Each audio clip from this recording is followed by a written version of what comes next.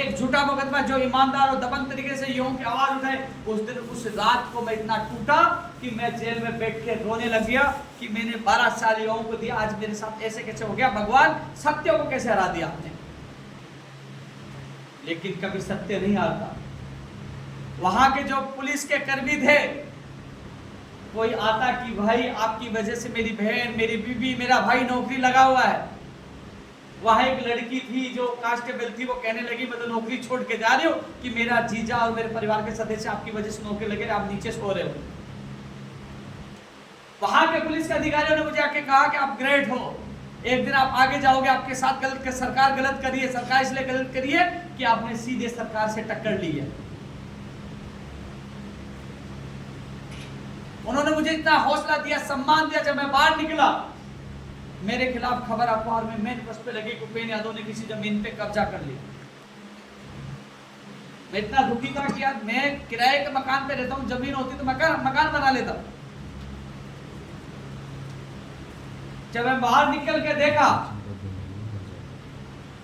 जैसे ही मैं 9-10 दिन बाद जेल से बाहर आया, जब मैंने वो सोशल मीडिया पे देखा 500 कमेंट में से 450 कमेंट मेरे पक्ष में जनता कह रही थी कि ये अपनी जगह सही है। मुझे हौसला मिला और मैंने एक नहीं, दो नहीं, मुख्यमंत्री की विधानसभा में भी हजारों की रैली निकाली, शाहपुरा में, चौंग में, ताबड़तोड़ मैंने दर्जनों रैलियां निकालकर पेपर लीक के खिलाफ मैंने मोर्चा खोला।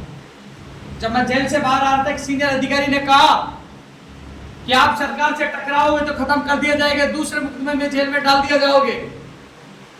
मैं असमंजस की स्थिति में था कि मुझे धमकी मिली थी कि दोबारा जेल में डाल दिया जाएंगे।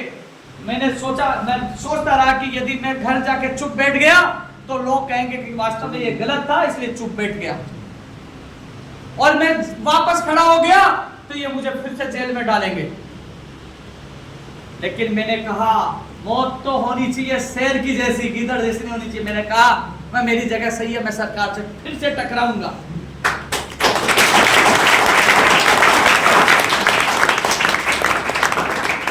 सरकार से टकराया, रैलियां निकाली और सरकार का वार्ता का निमंत्रण आ गया। मुख्यमंत्री से लेकर तमाम अधिकारी मेरे से मुलाकात करके कह रहे थे कि आपकी कौन सी मांगे वो पूरी करनी है।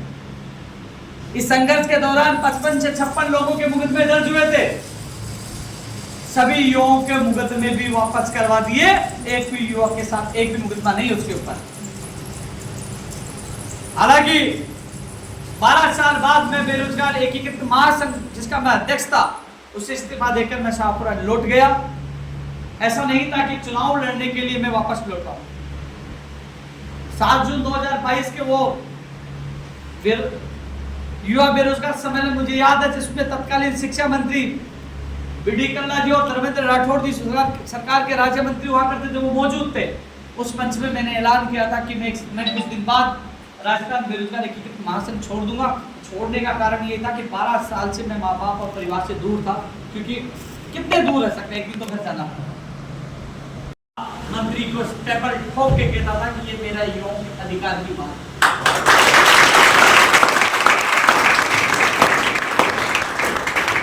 कभी डरा न झुका, और इसकी सबसे बड़ी ताकत ही ईमानदारी और सच्चाई। यदि ईमानदारी और सच्चाई होगी तो आपका भी कोई कुछ नहीं बिगाड़ पाएगा। आप चाहोगे जिससे लड़ सकते हो, कितनी बड़ी शक्ति हो, और अंत में आपकी जीत होगी। इसलिए सत्य पे अडिग रहना। क्षण भर में हमें लालच हमारे मन को विचलित कर सकता है। मुझे आज भी याद है कि जब मैं जेल में था, उसी समय जब मुझे एक लड़का जेल में जो अपराधी था पेपर लीक में मुझे कह रहा है कि आपको चुप रहने के लिए 2 दिन में आपके घर 1 करोड़ रुपए पहुंच जाएंगे। 1 करोड़ किसको कहते हैं? मन में लालच रहेगा, 50 लाख की गाड़ी लेके 50 लाख का मकान होगा, एक वजह से रहेगी, सोचे ना।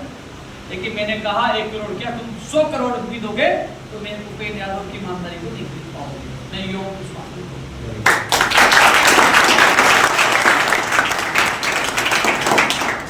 निकलने के बाद मैंने मीडिया की प्रेस कॉन्फ्रेंस पर युवा बेरोजगार महासम्मेलन में मंत्रियों के सामने इस बात का जिक्र किया कि जेल में भी मुझे खरीदने की कोशिश की।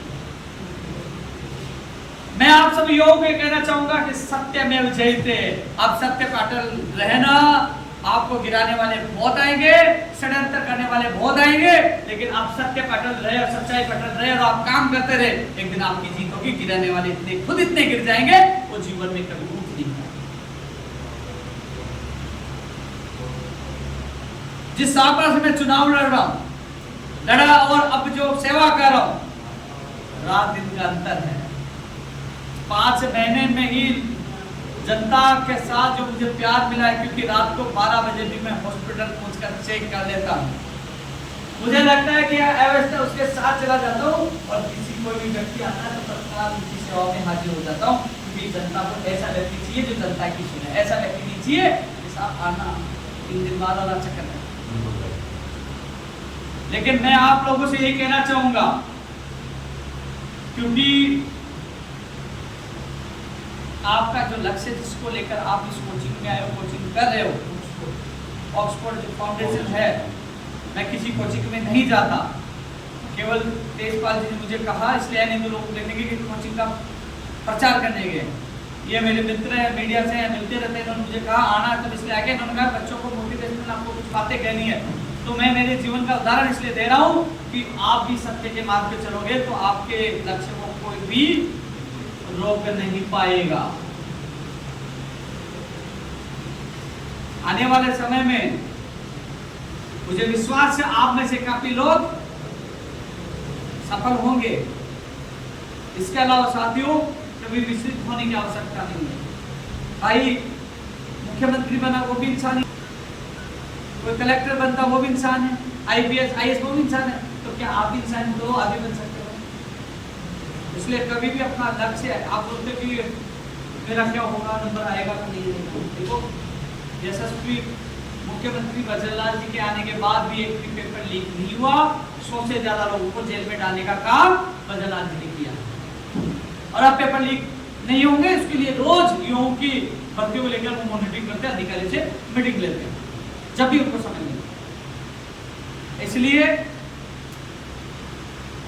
अपना लक्ष्य निर्धारित करिए, आपको आगे बढ़ना है, आपको आगे जाना है। इसलिए ना सोचिए कि मेरा नंबर नहीं आएगा, आप कमजोर नहीं है, आप चाहोगे जो होगा, लेकिन लक्ष्य अटल होना चाहिए। ऐसा नहीं है कि आप 20 घंटे पढ़ाई करो, 18 घंटे पढ़ाई करो। आप यदि 12 घंटे पढ़ाई कर रहे हो, लेकिन उस समय आपका ध्यान उधर होना चाहिए कि मुझे क्या पढ़ना है। न्यूज़पेपर पढ़िए, क्योंकि हम सोशल मीडिया से दूर रहकर यदि हम सही ढंग से 10 से 12 घंटे की पढ़ाई करेंगे तो आपको कोई नहीं रोक पाएगा। इसलिए साथियों, ये दुनिया है ना, और मतलब नहीं। इसलिए अपना भविष्य जरूर सोचना। आप कुछ बन गए तो लोग याद करेंगे, तो नहीं याद करेंगे। लड़कियों को कहना चाहूंगा, आपके 2 घर होते हैं। पहला घर जहाँ आपका जन्म होता है, जो आपको पता है क्या स्थिति, इनकी अच्छी स्थिति है, उनको अच्छा परिस्थितियां मिलती है। जिनकी घर की स्थितियां नहीं होती है उनको अपनाना पड़ती परिस्थिति हो।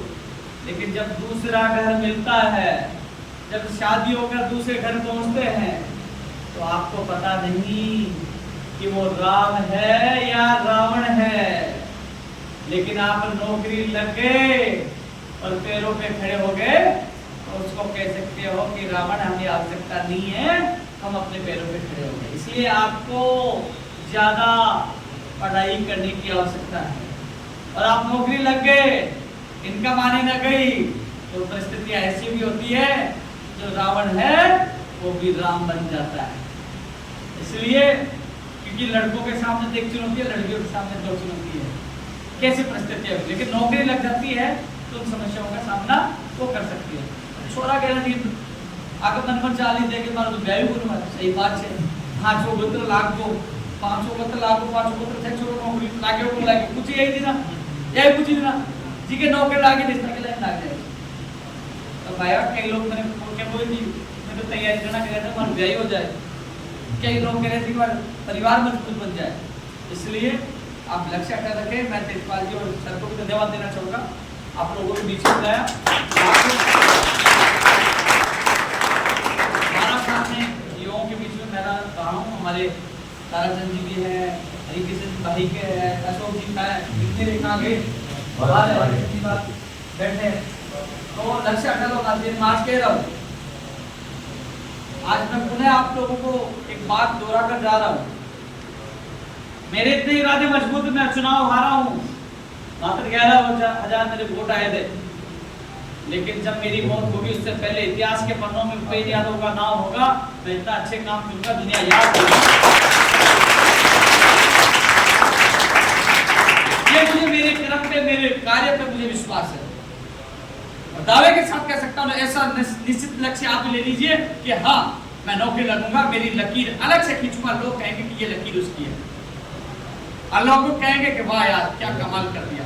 तो अपना लक्ष्य अटल बनाइए, कामयाब होइए। आप सबको मेरी तरफ से शुभकामनाएं। जय हिंद, जय भारत। शुरुआत में जब भूपेंद्र जी ने आते ही कहा था कि जो विपरीत परिस्थितियां हैं, उन्होंने कहीं ना कहीं पूरे राजस्थान में, आज सीएम बजरलाल जी खुद फेस टू फेस भूपेंद्र जी को जानते हैं, तमाम अधिकारी जानते हैं, तो लगातार अच्छे तरीके से आपको मोटिवेशन किया है। लगातार आप निश्चित आपका जो लक्ष्य है उस पर अड़े रहे और आपका लक्ष्य आपको निश्चित रूप से मिलेगा। भूपेंद्र यादव जी कह रहे थे बार बार आप एक बार सर्च करना, क्योंकि जब ये सावरा छोड़कर जयपुर गए थे, कहीं ना कहीं उनके पास वो परिस्थिति आती है जो सोच भी नहीं सकते आप, यानी पैदल जाकर चला जाना, फिर वहां से युवाओं की आवाज उठाना, तमाम युवाओं के साथ लड़कर, और कई ऐसे परिवारों के दीपक जलाए जब बुझ गए थे, यानी नौकरी से कहीं ना कहीं बहुत अच्छा दीपक जलाया और लड़ाई लड़ी है अच्छी तरीके से किसानों की, मजदूरों की, युवाओं की।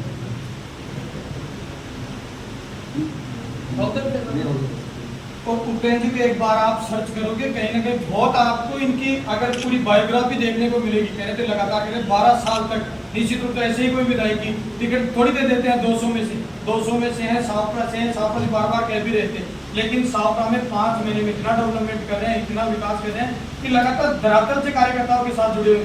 कोई बच्चे का फोन आ जाता है, ये समस्या तो वहीं पूछ जाते हैं, कोई छेड़ी भी घूमती, कोई छेड़ी को चोर को उठा लेंगे तो वहाँ भी जा रहे हैं और पेपर में और छापे उस खबर को। तो निश्चित रूप से कह रहे हैं अपने लक्ष्य पे अड़े रहते हैं ना, आप भी अपने लक्ष्य जो लक्ष्य लेकर आप आ रहे हैं, माता पिता की नाम रोशन करना आपको, तो निश्चित रूप से आप लक्ष्य के प्रति जुड़े रहे। और भूपेंद्र जी आए, बहुत बहुत धन्यवाद। नहीं तो इनका प्रमोशन का